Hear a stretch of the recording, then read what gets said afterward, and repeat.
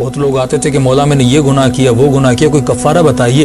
تو امام فرماتے اگر کسی کو اپنے گناہوں کے لیے کفارہ نہیں مل رہا، فرمایا فَلْيُكْثِرْ مِنْ صَلَوَاتِ عَلَى مُحَمَّدْ وَآلِ مُحَمَّدْ، اس بندے کو چاہیے کہ کثرت سے صلوات بھیجے، کیونکہ یہ صلوات ہے جو انسان کے گناہوں کو مٹا دیتی ہے.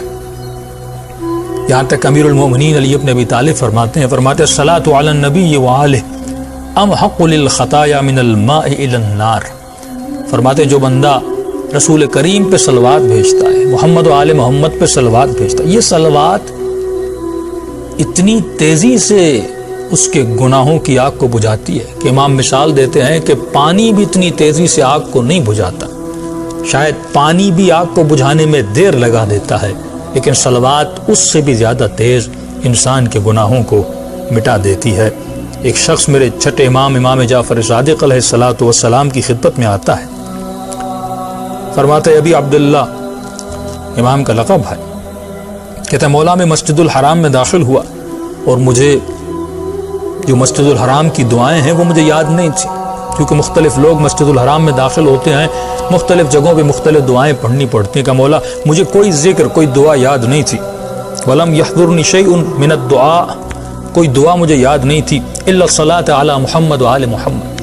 مولا بس ایک ذکر آتا تھا، وہ آپ پر صلوات بھیجنے کا ذکر تھا، وہ محمد مصطفیٰ اور اس کی آل پر صلوات کا ذکر تھا. گویا کہنا چاہتا تھا مولا سارے لوگ اتنے اذکار کر رہے تھے لیکن مجھے صرف ایک ذکر یاد تھا.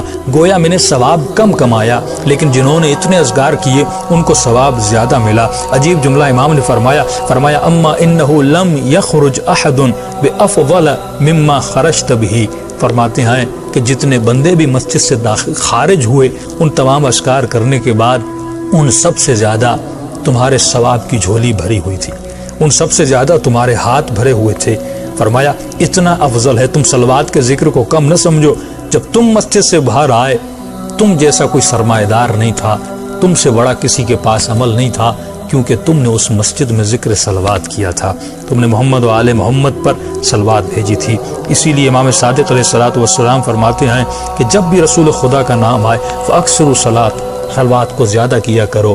رسول کے نام کے سننے کے بعد زیادہ سے زیادہ رسول خدا کا ذکر کیا کرو.